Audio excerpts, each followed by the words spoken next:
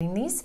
And so I met Marc at a presentation he gave almost a year ago. Something like that, yeah. On LinkedIn. Yep. It was brilliant and hilarious. And right afterwards, I was like, we got to connect. Like, I love the way you think about things, and business consultation and business, strategic business planning. That's one of Marc's areas of specialty. And I'm going to go ahead and have him introduce what he does. He's involved in a lot of different things. Did you know I was a therapist then, or do you think I was just like a hacker? You mentioned you were a therapist, yeah. But I was like, interesting. Yeah. I didn't think you were totally a hacker because my background's in business as well. Okay. So I think I was like, sweet, another therapist who gets what business is about too, and can use a computer exactly, and understands why it's valuable as a professional to create a professional website. Try and make some money. And make some money. Yeah, all of those things. Crazy. Yeah. Yeah. So will you share with your audience kind of what you're about? I mean, make some money. Make some money. I work in this office. I got this cool art over here. It is pretty sweet. But no, so Marc Azoulay, I do psychoanalysis, which is getting people in touch with their unconscious, kind of those dark, deep, hidden desires and impulses that dictate how we live. If you don't believe that, call me and I'll convince you of that. But the idea of, I help people work mainly with aggression, with anger, with kind of those primal drives that lead us to do really dumb things, especially dumb things to people that we care about. So I think it's great that we're partnering together because I know you work a lot with couples and relationship. And some of those impulses can really get in the way of having a healthy and happy relationship. Yeah, they can pretty much decimate an entire relationship. Yeah, I would say. Nuke. You just dropped it. And it's what's so frustrating to people when they get in that space is that's totally not where their heart is or what they're intending. But like you said, if they're not in touch with those primal ways of being, it can be real disruptive. Really disruptive, right? I mean, the most common one is this fear of insecurity, fear of not being enough, fear of rejection, abandonment, and then also, which is coming to mind now, we didn't even prep this, is jealousy. We do a whole podcast on jealousy. I'm sure, right? That's a big one, right? Of you're taking what's mine, or you have something that I want. Is that's one of those very deep drives around competition. And yes, which brings me to something that just popped in my head, which may be a little disturbing. But have you ever heard of killer sperm? No. Oh, is it? It's there's this idea that if in a heterosexual, I guess it could be in a non-heterosexual relationship, but if a male is feeling threatened in terms of his partnership, then instead of releasing sperm that would be help potentially create a baby, he releases this killer sperm that supposedly has a head on it that would be pulling out the other sperm. I heard that, but it's not the sperm from what I heard. Yeah. It's actually the head of the penis is designed. Oh yeah, that's right. But then there's sperm that actually attacks. Dude, that's so it. Good. I kind of got the story confused, obviously, but whatever. No, but that's it's the same. So you've got that going on, but then there's actually sperm. It changes the chemical compounds of the sperm so that it goes from being something that would create life to being something that's going to kill. Like a spermicide. Yeah. Yes. Yeah. Isn't that wild? That's awesome. That's awesome. So blows my mind. Yeah. But what you're saying, jealousy can be a factor, right? And people can be jealous not even about my partner's talking to this other person, but they could be jealous about somebody's work. Mm-hmm. Oh yeah. They could be jealous about animals. Yep. Spending too much time with children. Yeah. All kinds of stuff. Yeah. Yoga. Their health, their body, right? Their friend group, everything. It's crazy. Yes. Yeah. So like you said, we could go off on a whole tangent on jealousy, and maybe we'll do a podcast around that or a Facebook Live on that. But today, what we wanted to talk about, because it impacts the work I do, it's a lot of what you do, is aggression. Mm-hmm. So we title it The Good, the Bad, and the Even Worse. What's your take on aggression? And maybe touch a little bit on the good. We're talking today more about what's not. We're going to focus a lot more with the bad. Yeah. So it's a really timely topic, especially, I don't know if people out there have seen the Gillette ad, which is around toxic masculinity and around, being abusive to women, being, cyberbullying, all this stuff. It's a good thing that's kind of getting out there and getting more in the sphere. But yeah, the bad part of aggression is if it's not channeled, right? So the bad part about aggression is actually not expressing it, which is kind of counterintuitive, right? And it comes out in very strange ways, especially in communities like Boulder or like Golden that tend to be much more progressive, a little more liberal. There's this message, right, that like men should not be aggressive. And what happens is that they push it down, they shame themselves, and then they're super aggressive. Yes. Right? Like it actually like over the top. Over the top, crazy aggressive, right? And that's a lot of my practice is working, people that have anger issues that get like fired from work or, domestic violence claims. And there's this myth where it's like, it's the big macho burly like football player guy. That's not the case. The people that have these snaps are like kind of the more waifish, like more shy, more introverted people because they haven't found a relationship with their aggression. Yeah. Right. So they haven't found a productive way to channel it. Right. They don't know how to like talk to it or even understand it. They just like suppress. And from the way I work analysis, it means they're essentially burying it in the unconscious. So it comes out unconsciously instead of coming out consciously. Which is why you would get a scenario, which I find in my office, where somebody might say, well, I totally didn't mean to do that, or I didn't know that I would do that, or like where they are almost shell shocked from the experience. Yes, and that's a really good marker of an unconscious expression of aggression, where like even the person doesn't get it, right? Like they think they're being nice, but their brain is putting together like the perfect tactical nuke of passive aggressiveness. Yes. Right? Or like they're doing like, the partner will be like, you did like the one thing that I told you not to do. And like, that person's like, oh, I made a mistake. Like from their view, it might be making not a big deal. But like their unconscious like knows, right? Like the unconscious hears everything. Yeah. And it just kind of gets acted out in very destructive ways. And like you said, maybe we could talk about what are the common forms of aggression that somebody might see, because it isn't always like just this blow up yelling like the rarest one. Yeah, like that. It can be for like you were kind of talking about this passive aggressive comment, or so there can be other ways it's expressed. Maybe share with our audience like what those look like. Yeah, I mean this is mainly so most of my work is with men, so I want to just preemptively say like that's my expertise and that's kind of where I'll be talking from the most. I don't want to make assumptions about other genders, other people's experiences. So with men, the main one actually, before the blow up, is actually stonewalling. So a dude will often shut down and like build the wall and build this like... And keep reinforcing it. It's like everything's about the wall. Another timely political thing. So it's no pun intended. No pun intended. Open the government though. Like what the fuck, man? We need food stamps. But like... So it's just double down on the wall over and over and over again. And that can look like a lot of different things. So some guys see me for substance use. And a lot of men use substance use as the wall, right? So, alcohol is maybe the most common, right? Where they're too drunk or they're in this like stupor and they're not able to have any kind of conversation. Yep. Or even if they do have a conversation, they can always be like, oh, I was drunk. Like, I forgot about it. I forgot what I said, honey. Like, I'm not a fucking dick. It's like, you might be a dick though. And then second, especially in Colorado, is marijuana. It's something that's not talked about as much as I wish it was. I'm sober for 6 years. We used to smoke weed every single day of my life for like 8 years. And I know about this wall, right? It's the idea of being like super lovey, super copacetic, like real nice. And just like, super chill, no big deal. Yeah, nothing's a big deal. But it's actually incredibly invalidating of people's experience. Because someone, say you're my partner, right? Like you could be really upset and really like angry, and I'm just like self-medicating with weed and not touching into like the shit that's actually going down. Because you've got a wall up, right? Weed is your wall. Smoke screen, so to speak. So it doesn't seem as intense as some other walls, but it's still a barrier to contact. Exactly.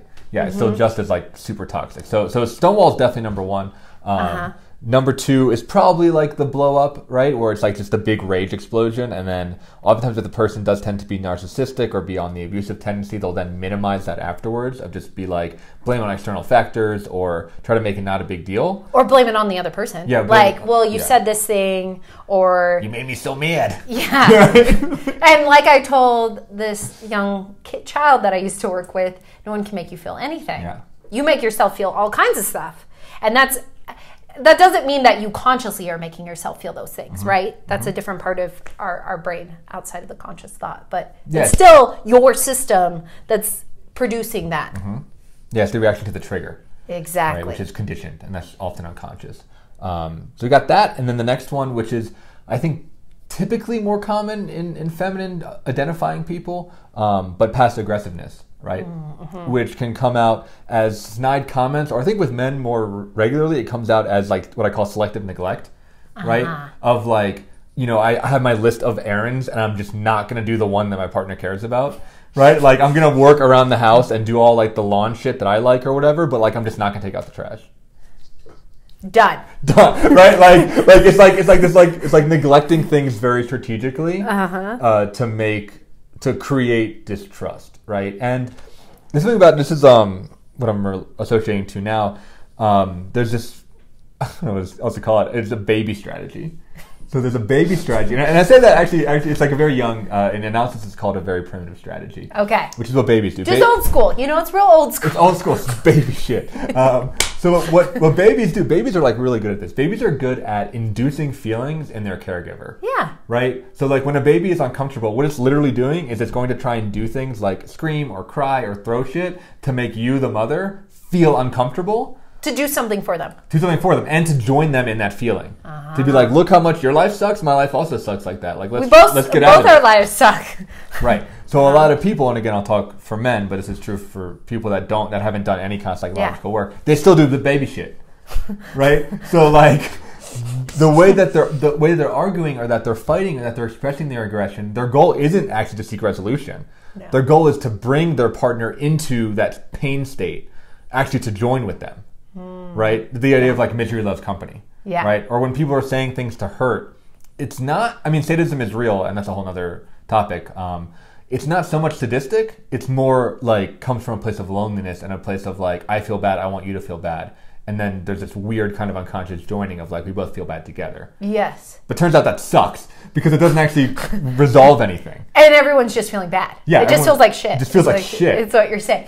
And would you also say like the other issue too is that person might be feeling like, I don't know how to deal with this, right? Like, so they're like, I don't know how to deal with this emotion. It feels really painful.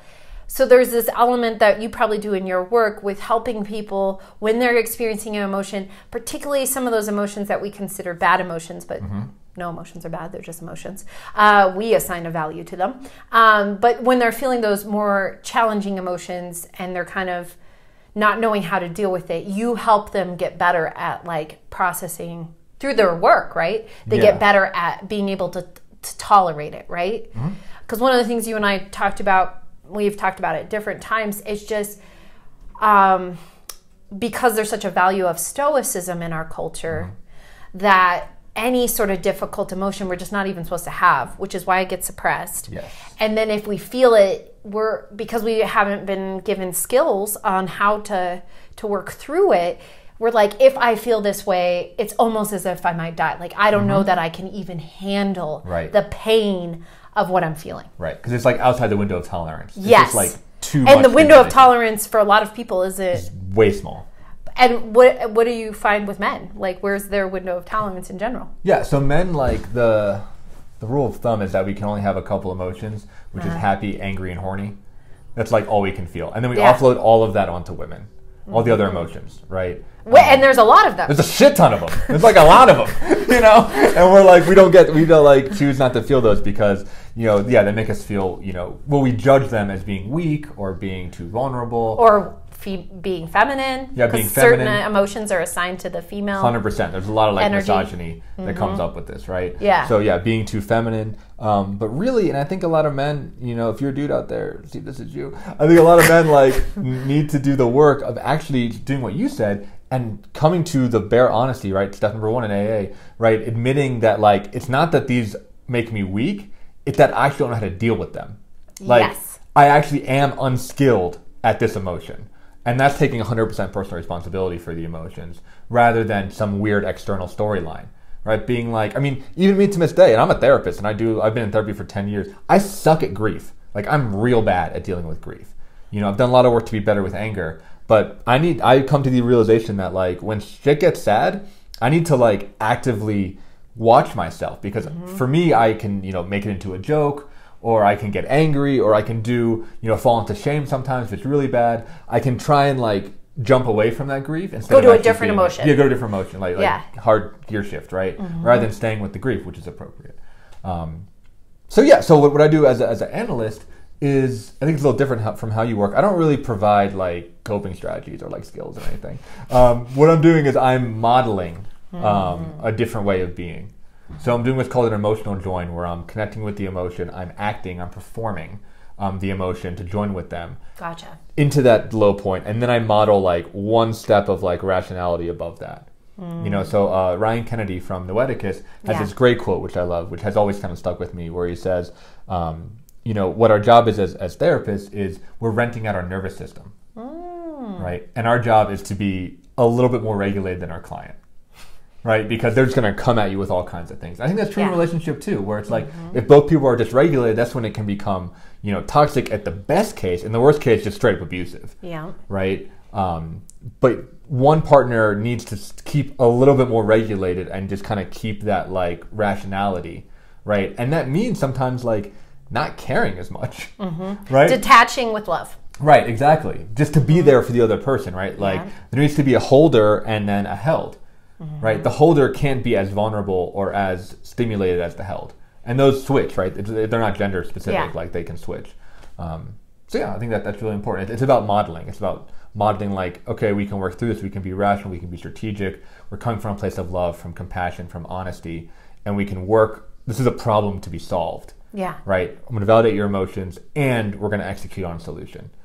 Because I think too often, and this does stereotypically work on gender roles, where the men will focus, they'll rush to the execution, like, okay, how do I fix it? Right? And then women will stereotypically rush towards just being with the emotions. The process, right? And not work on, okay, now what behavior changes need to happen to make it better. So you're kind of combining both those strategies, right? And that's where... that's what you're doing. You're the couples counselor. That's true. I was like, you're right, actually. You're like, no, that's your deal. It's true. Yeah, and that is what... I mean, one of the things that I like about working with folks is just looking at what their strengths are and how they came together in relationship, right? So if somebody's more process oriented and somebody's more solution oriented, how can we draw those strengths out and help them work together so that they can actually move through to resolution? That you need to hold both, that one is not more important than the other, that they're both highly valuable and important to actually reaching a resolution. Yeah. And I think sometimes people can get into, and this will happen where I'll have two people who just want to get to solution and neither of them want to focus on process. And so then me as the therapist, I'm like, well, there's still a lot of value and sitting with those emotions. And like, I definitely tend to naturally be more on like the masculine side of approaching things. And so over the course of my life, I've had to really work on, and it's been ongoing, a long process, long journey, like you were saying, of just really working to sit with things. And there's value in that because then you actually move through it. It doesn't have this residual thing that you just keep carrying. Right. Yeah, I mean, what I use with a lot of the guys I work with, I use like the medical example of like, just laughing because you told me thing about your ear. I don't know if the audience can know about that. That's fine. I guess so. It's a little personal. There was a tree. My ear got sliced. We have some ear injuries on deck right now. But anyway, I used a model of like, you know, if there's a wound, right, and it's open and it gets infected, you can't rush to stitch it up. You have to clean the wound and get all the poison, all the infection, all the germs out before you're ready to start stitching it up and making it better. Yeah. And it can be very quick to rush to the stitching, but then that wound will like eventually rot and then get infected. And, you know, from the analytic model, that means that stuff's buried in the unconscious. So it's going to come out sideways, right? Like really messy. Really messy. And really destructive, likely. Yeah. Right. So that's the thing. It'll come out as like substance use, right, or as like infidelity, or as, you know, lying. Like it gets really dark, really, really fast when those emotions are buried. And it can just And have you seen The Babadook? Yeah, no. It's a scary movie. No, that's I refer to it a lot with my clients because it captures that exact idea. It's around grief, actually, okay. and I watched it 'cause there's this whole metaphor around grief and. It's about a scary monster, and it's real well done. It's an Australian film, I believe.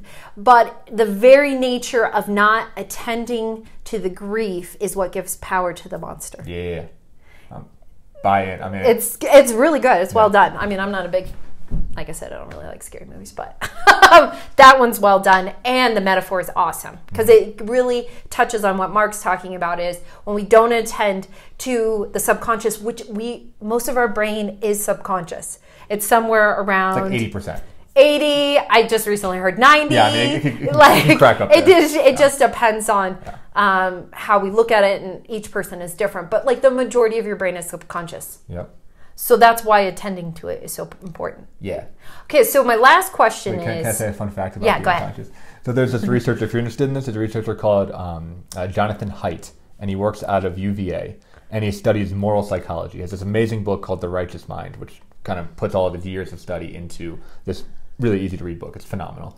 But what his studies show over and over again, which is validates some psychoanalysis stuff, so I want to plug it on this interview, is that we backwards rationalize almost everything. Wow.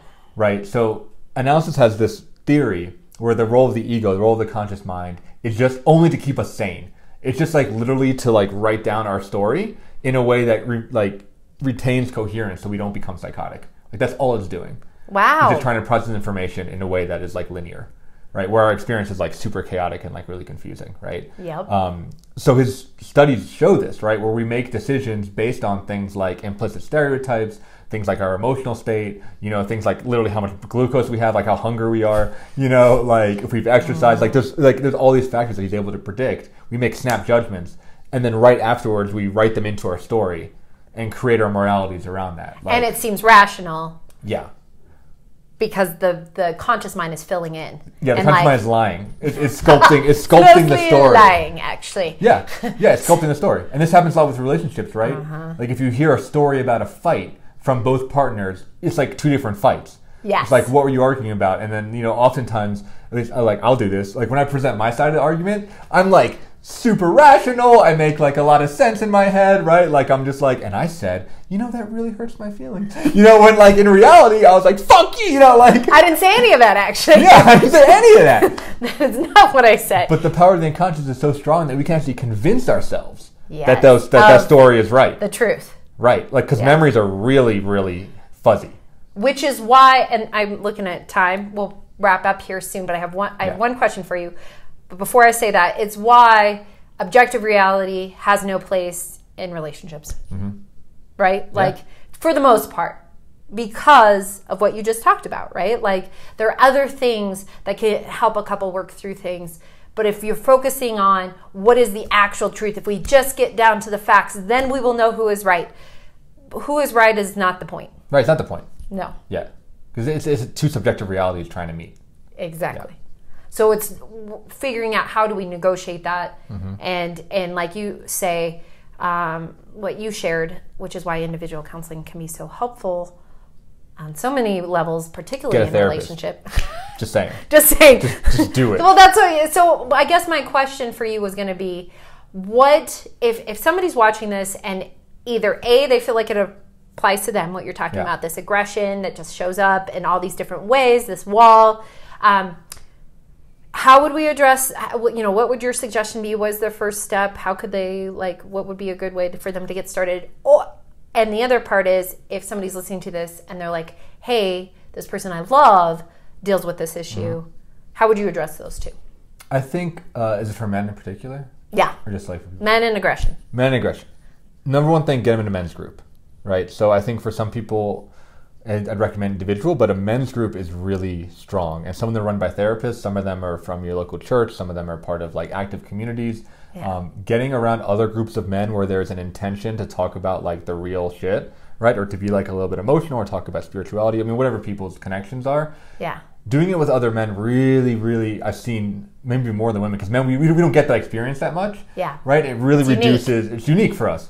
Right? We don't talk about our emotions. But to do it with other dudes actually really helps reduce the shame and the stigma around it, significantly. Mm-hmm. And we get this sense of camaraderie and brotherhood and family and all this stuff, which is really, I think, important for anybody to feel like they're part of a group. Exactly. So I would honestly start there. I mean, okay. Doing men's group for a while, eventually going to individual, but I'm a huge fan of group, and I think that it can be a really powerful and cost-effective and community-enforcing way. And a way to get started. Way to get started, right? A really good intro. And it's good to have buddies in this process too. Exactly. Yeah. Cool. Okay. And then what about for a romantic partner who's like, yes, the man in my life is like this?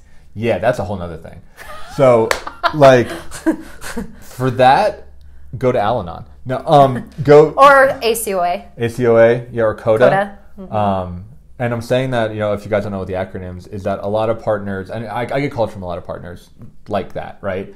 And a lot of time, and this is like the sad truth, is that you actually can't do anything. You actually, like, it has to get bad enough for the dude in order to make him want to make a change. Mm-hmm. And sometimes if it's abusive, definitely get out of the relationship ASAP, like leave, right? But oftentimes I find the partners are doing behaviors that are actually enabling that partner, their troubled partner, right? And getting help themselves might be the first step. And then modeling, like, look, my therapist is working really well for me, or this group that I've joined is working really well for me. I'm thinking of Melissa Barbush in Denver, who runs the group for spouses of people that struggle with addiction. Shout out to Melissa's group. Yeah. Check it out. Hope you're watching. We'll put it in the comments. Yeah, put in the link. But like that type of thing, right, where it's like actually 4 partners dealing with that, I think is really, really critical. So I would say if you're a partner that has that, go get help yourself. And I've actually seen that trickle out into the family system. But doing the identified patient thing, especially if the relationship's already tense, it can create a lot of that friction, yeah, and animosity. That's fair. Yeah. And it would help the partner get more clear, because one of the challenges we talked about, and we'll end here, is just that the more clarity you can have about what you need and what you want, the better your partner can deliver that. And men in particular often are stoked when they know what's expected of them so that they can deliver it. Yeah, be really, really clear with us. Like, we don't get subtleties. No metaphors. Just say like what we have to do. So we can deliver. Yeah. All right, well, this has been so much fun, and I know we could talk about like 100 more things. And so I guess what I would love from my audience is, like, this is an interesting topic, obviously, to the two of us, but I also think it pertains to like all relationships, literally pretty much everybody. Everywhere. Yeah, so I would love what topics you would like us to delve more into. We touched on quite a few today, so if you put that in the comments, like, I'd like to hear more about, the good side of rage is one of the things we talked about, and the good side of aggression, or how does male expression of emotion, we're not trying to feminize men in their expression of emotion, there's a way for them to be able to tap into that. What does that look like? Or whatever you think would be really interesting, and we could explore that in our next talk. Totally, yeah. So this has been great. Thank you all for joining, and take care. Bye.